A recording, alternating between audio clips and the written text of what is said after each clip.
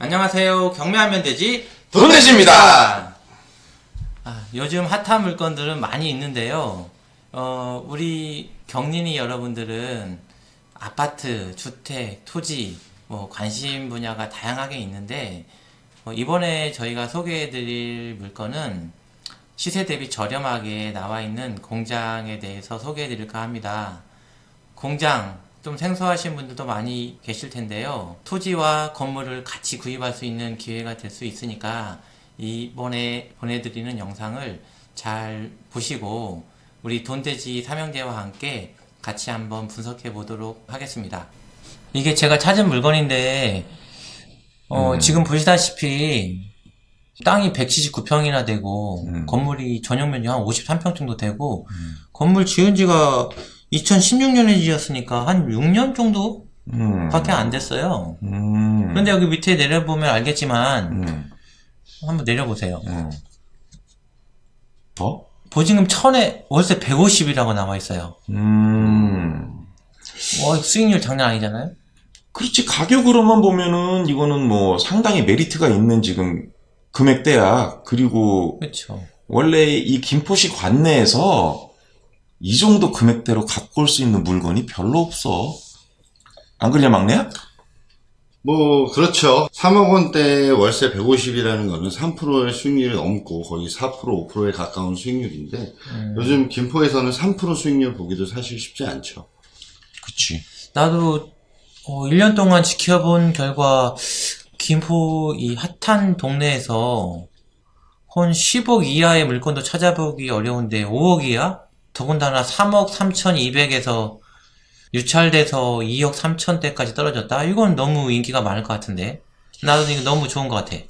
이게 금액이, 임대 금액이 원래대로라면, 신고된 금액대로라면, 아마 첫 번째 결론이 나지 않았을까? 그러게요. 감정가도 참 저렴하다고 느껴지는데 어떤 내용이 있는지는 현장을 가서 봐야 되는 부분도 있겠지만 지금 자료로만 봐서는 되게 괜찮아 보이는데 한번 들어가 보죠. 사진이랑 이런 거 한번 보죠. 근데 우리 막내가 원래 또 이쪽 공장으로는 조금 많이 알잖아. 개인적으로는 좀 어때 보여? 제가 봤을 때는 이쪽을 많이 다녀봤지만, 이쪽 지역은 보통 5억에서 6억 원대, 평수로 치면 한 60에서 70평대 물건들이 많고요. 임대료로 치면은 150에서 180 정도의 수준이 되는데, 근데 이 물건은 3억 수준이기 때문에 사실 이 정도 물건에 매물도 없을 뿐더러, 이쪽은 지금 다 5억, 6억, 다 10억이 넘는 물건들이기 때문에 일반 수요자들이나 임대를 원하시는 분들한테는 사실 수익률 내기는 굉장히 매력적인 물건이 아닌가. 일단 대출도 70에서 80%까지는 나올 수 있기 때문에 이게 수익률적으로는 나쁘지 않다고 봅니다. 이게 전용 면적 53평이니까 53평이면은 보통 여기 시세가 평당 얼마 정도 임대 났을 때 얼마 정도 나오는지 알고 있니? 이쪽 임대료는 보통 23,000원에서 평당 25,000원 정도 형성이 되어 있는데요. 그러려면 호이스트가 있어야 돼요. 그러면 25,000원 이상을 받을 수가 있죠, 평당. 그랬을 경우에 이 물건도 150은 받을 수 있다라고 볼 수 있습니다. 하지만 150? 여기는 지금 안에 내부를 봤을 때 호이스트도 없고 시설적으로 봤을 때는 2만 원에서 23,000원 미만이어야 되지 않을까, 그렇게 예상이 돼요. 와, 나는 150이 아니라 120만 나와도 난 너무 좋다고 생각을 하는데, 네. 주택수에도 포함도 안 되고, 대출도 또 많이 나오고, 이거는 소액 투자로 해가지고 큰 수익을 낼 수 있을 물건 같은데, 진입로, 차가 뭐가 들어가는지 이런 거 되게 중요하잖아. 이 5톤 차가 들어가는지, 윙바디가 들어가는지, 근데 일단은, 것 물론 통과할 수 있는 차량의 종류도 중요하지만, 일단은 여기에 대한 도로 지분을 확실하게 갖고 있는지가 검토가 돼야 되는데, 막내야, 너 보기는 어떠냐? 제가 봤을 때는 일단 지금 화살표에서 보이는 것처럼 메인도로에서 들어오는 지분들이 다 들어와 있어요. 이 필지, 요 필지. 옆에 있지. 이 표시가 다 있기 때문에 음. 도로에 대해서는 문제가 없습니다. 음. 하지만 이제 저희가 봤을 때 사진으로 볼게요. 사진을 보면 여기가 폭이 약 한 4m 정도, 4m 정도 폭밖에 안 되기 때문에, 그리고 경사가 있어요. 경사가 있기 때문에 사실 큰 차가 들어오는 데는 좀 무리가 있지 않을까. 근데 임대를 받으려면 사실 이 도로가 굉장히 중요하거든요. 6m 도로 이상은 돼야 사실 5톤 트럭까지 들어올 수가 있어요.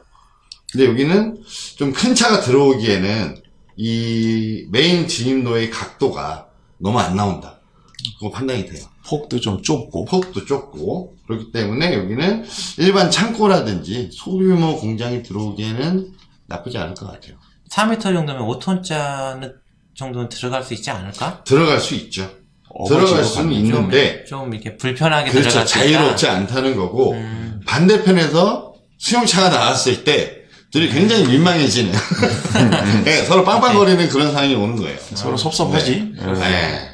아, 그렇긴 하네. 정말 우리 공장을 하던 창고를 하던 차량이 원활하게 들어가야 되는데 그 부분도 간과할 수는 없는 부분이고, 그럼 매매 여기 평당 시세, 임대 시세 말고 네. 평당 토지 가격 중요하고 건물 가격도 중요한데 여기 시세가 어느 정도 하는지 알고 있어? 여기 김포 같은 경우에는 어떻게 보면은 사실 공장 시세라는 거는 사실 지역적으로 봐야 되는 게 제일 중요하다고 생각해요. 하지만 이쪽 이제 통진 같은 경우에는 도로에 따라서 많이 달라집니다. 하지만 일단 4m 도로 이상, 6m 미만 내 도로에 접한 공장 용지는 평당 한 200 정도 형성이 돼 있고, 대신 메인 도로에 가까워질수록 10만원씩 올라가신다고 보시면 돼요. 그리고 2차선 도로나 갈매기 차라 그러죠. 응바디 같은 게 들어올 수 있을 정도는 거의 300 수준에 육박을 합니다. 뭐 미니멈 200 정도라고 잡더라도 네. 토지가 179평 정도 되니까 어림잡아도 3억 6천 정도? 그렇죠. 그 정도는 계산이 되는데, 지금 가격이 너무 싼데? 너무 싸죠. 근데 큰형이 보시기에는 어떠십니까? 일단은 봤을 때 감정 평가사가 뭐 연필 굴리기에서 금액 뽑는 건 아니니까 뭔가 사연이 있을 거야. 그렇죠. 이게 입지적으로 측면이 마이너스 되는 부분이 있던가. 네. 왜냐면 아까 같이 경사도 있고 폭도 좁고, 그리고 여기가 메인 통은 아니잖아. 저기 지적도에서 봤듯이 네. 좀 안으로 많이 들어가야 되는 상황이다 보니 네. 아무래도 어떤 수요층이 밖에 있는 쪽보다는 현저하게 떨어진다고 판단을 해서 아마 감정평가사가 저 정도 금액을 내지 않았을까. 그렇게 생각을 하고, 기본적으로 조금 작기는 해. 공장으로 쓰기에는 저 평수는. 그렇죠. 그럼 여기서 하나 중요한 점이 있습니다. 형님들이 보시기에는 일반 매매에서 도로 지분이 포함이 돼서 평당 계산이 되나요? 아닌가요? 보통 계산할 때는 도로 지분을 빼고 계산하는데, 그거는 살려는 사람들, 네. 매수하고자 하는 사람들은 도로를 빼고 계산하고 싶어 하고, 그렇죠. 싸고 싸게 사고 그렇지. 싶어 한다는 거네요. 매도하려는 사람들은 그것도 땅인데 왜 빼냐 이렇게 나올 수 있기 때문에 네. 이거는 조금, 그래서 도로가 그만큼 중요하고 지분을 얼마만큼 차지하느냐가 상당히 중요한 것 같아. 그러니까 그런 관점으로 보면은 저 금액이 이해가 되는 게, 자 보자고. 우리가 딱 갔을 때 공장 용지는 150평이잖아. 이걸 단순 계산으로 200만 원 놨으면은 그냥 3억인 거야. 그렇죠. 이분은 3억이지. 그렇죠. 그렇게 된 거야. 근데 물론 뭐 건물 가격도 포함이 되긴 해야겠지만, 글쎄 이거 지금 봤을 때 몇 년 안 되긴 했는데 그래도 이게 구형, 이게 샌드위치 판넬이거든. 요즘 판넬은 아니야.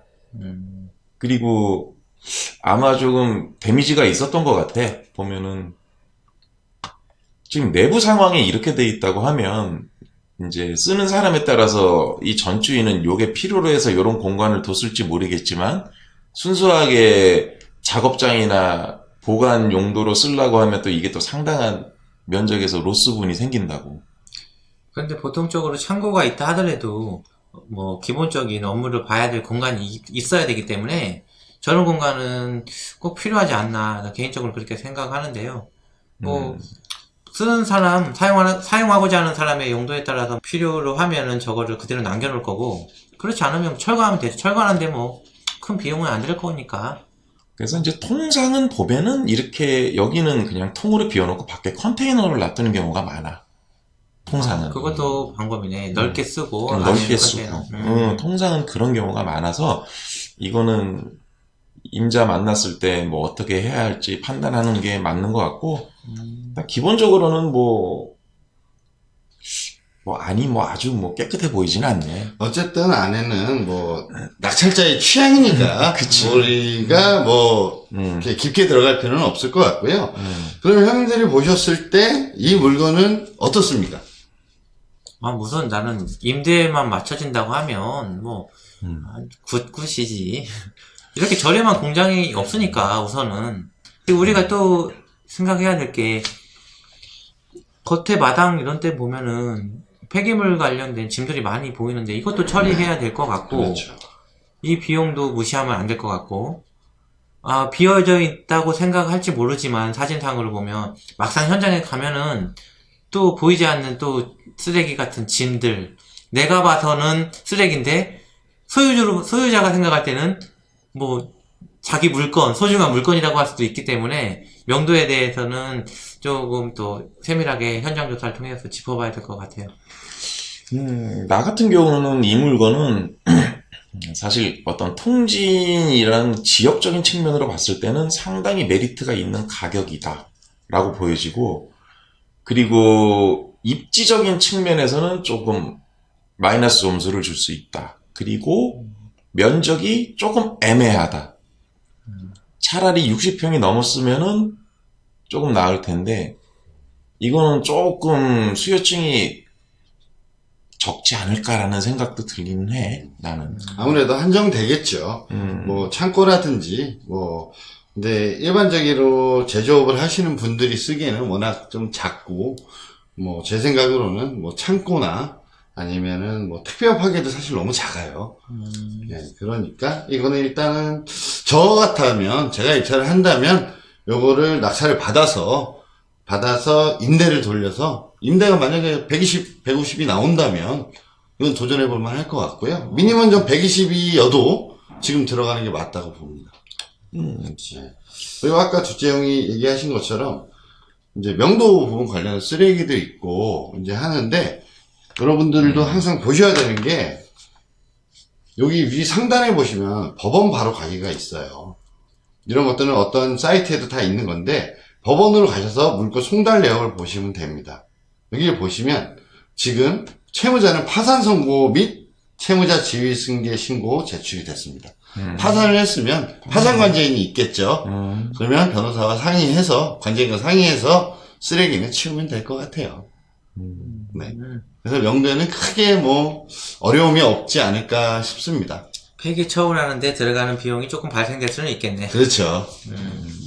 그 사람은 폭삭 망한 사람이 돈을 줄리는 마음도 하고, 재산 처분도 안 될 건데. 그래서 좀 비어있는 것 같아요. 네. 모든 공과금 미납이라든지 이런 부분은 요금분리 제도를 통해가지고 요금 정산하면 될 거고, 그렇죠. 분리 신청하면 되니까, 그거는 크게 신경 안 써도 될 그건 거고. 소유자가 직접 하면 되나요? 소유자가 하는 게 맞지. 아니, 그러니까 신뢰하는 말씀을 이제 형님한테 한번 여쭤보는 거죠. 어떠신가요? 대신하려면 피곤하죠. 그런데 공장은 조금 틀려요. 네? 뭐가 틀리냐면, 전기가 끊어진 경우에 연결을 시키려면 일단 돈부터 넣고 시작을 해야 되는데, 전 소유자가 지금 아무것도 없이 파산된 양반이 그 돈을 줄 수가 없잖아. 그렇겠네요. 그럼 계량기를 한번 살펴봐야겠네요. 그렇지. 보통 이제 공장하고 주택하고는 좀 다른데, 주택 같은 경우는 계량기가 떼어져 있다 하더라도 신청을 하면 요금 분리해서 받아주거든. 바로 달아주거든. 네. 추가적인 돈을 받지도 않고. 네. 공장 같은 경우에는 공장은 사실 지금 같은 경우에는 파산 선고가 맞은 상태고, 현장을 가봐야겠지만 소간에 계량기가 있는지 없는지 모르고 몇 와트를 쓰고 있는지 알 수가 없잖아요. 그럼 한전에 전화를 하면 몇 와트를 쓰고 있고 계량기를 설치가 돼 있는지 뛰어갔는지를 알려줄 거예요. 그러면 우리가 어쨌든 설치를 해야 된다는 거죠. 계량기가 없다면. 그렇다면 한전에서 요금을 깎아줄까요? 계량기 자체를 무상으로 달아주냐, 네. 아니면 낙찰자가 네. 자비로 달아야 되는 거냐. 계량기만 순수하게 단다고 하는 거는 네. 돈이 얼마 안 들어. 그건 돈 몇만 원 안 드는데 네. 뭐가 문제냐? 계량기를 달아주려면 전임자가 묵혀놨던 그 미납금을 우리가 내야 달아줄 수 있다는 거야. 결과적으로는 공장에 요금 미납되어 있는 부분은 요금 분리 제도를 통해서 낙찰자와 전 주인을 소유자와의 이걸 관계에 대해서 끊어주질 분리가 않아. 되지 않는다. 네, 끊어주질 않아. 승계된다. 승계된다. 요금 미납된 건 승계된다. 이 말이죠. 걔네들 행정 편의 때문에 그런지는 모르겠는데 걔들은 무조건 일단 내셔야 달아줄 수 있습니다. 돈 문제는 당신들끼리 알아서 하세요. 형은 이렇게 얘기하고 막내는 이거는 그러니까 파산 선고를 받았기 때문에 그런 것 같습니다. 왜냐면 명도할 대상이 없잖아요. 그럼 누구한테 돈을 물릴 수 없기 때문에 낙찰자가 어쨌든 전기가 필요하기 때문에 우리가 설치를 해야 되는 게 맞으니까 우리는 약자니까 그 미납 요금을 울며 겨자 먹기로 내야 되는 거네요. 목마른 사람 우물 파야지. 파야 되는 그렇죠. 거. 그런 면에서 보면 뭐 어찌됐든 그거는 명도에 들어가는 일부의 비용이라고 판단하고 제일 중요한 거는 가정용 같은 거는 뭐 승합을 하더라도 뭐 비용이 크게 안 들겠지만 공장 같은 경우에는 뭐 1kW 승합할 때마다 추가적인 비용은 발생된다는 걸 알고 있거든요. 네. 그게 지상으로 전선이 들어가는 거냐 지중으로 들어가는 거냐에 따라서 금액이 조금 다르긴 한데 보통 킬로와트 정도 올리는데 한 10만 원 이상 들어요. 무조건. 이런 거에 대해서 우리 시청자분들도 알고 있으면 무조건 계량기는 무조건 뭐 10만 원, 15만 원이면 단다 이게 아니라 그렇죠. 업종에 따라서 전력을 많이 끌어와야 되는 그런 업종인 경우에는 승합을 해야 되고 승합하는 비용이 또 많이 뭐 100단위도 들어갈 수 있겠다 뭐 생각을 해야 되겠네요.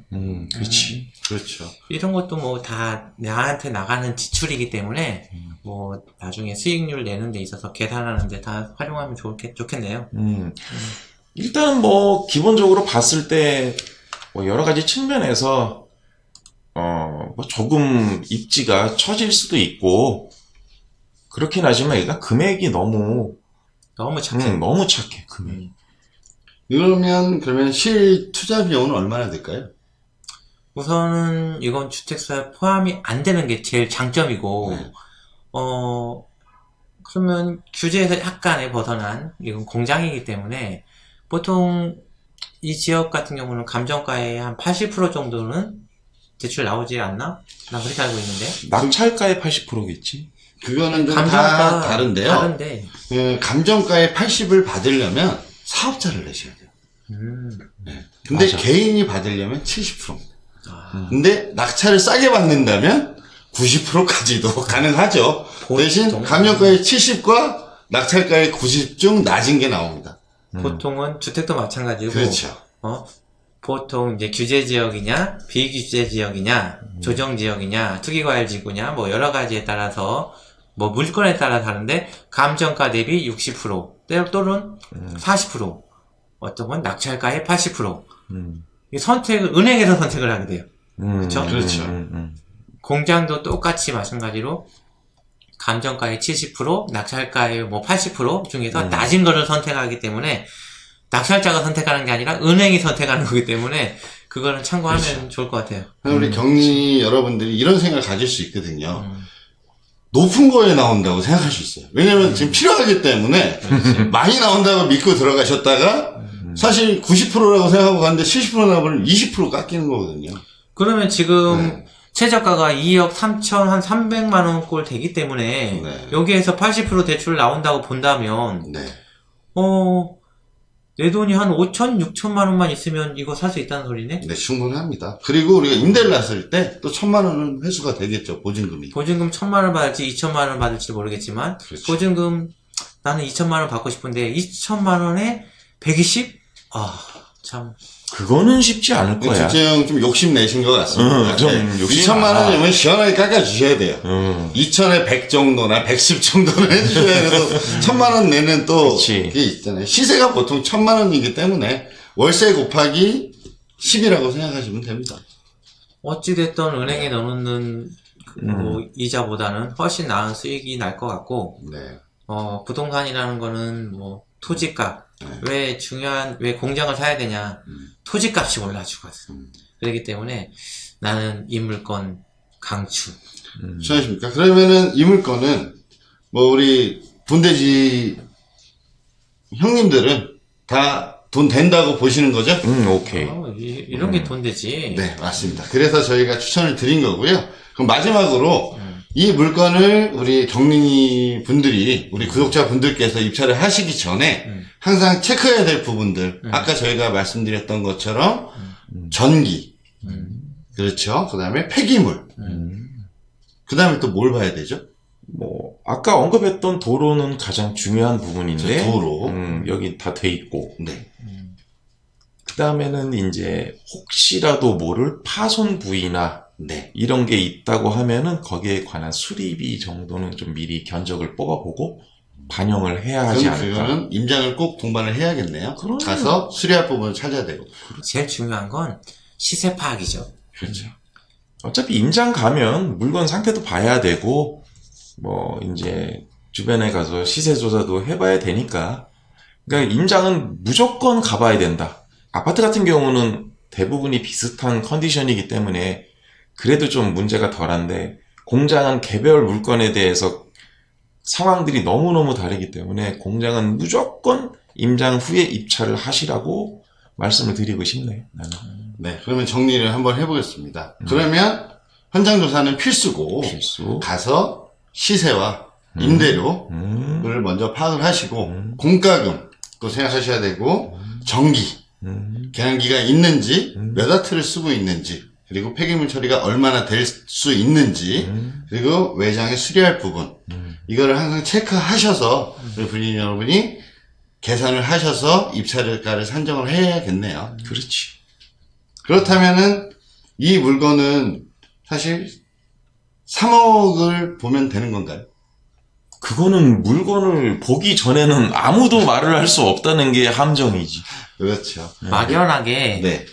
여기에 지금 권리 신고되어 있는 150만 원에 대해서 이것만 믿고 조사도 안 하고 저거 2억 3,300만 원짜리 월세 150? 그것만 보고 무조건 들어가면 안 됩니다.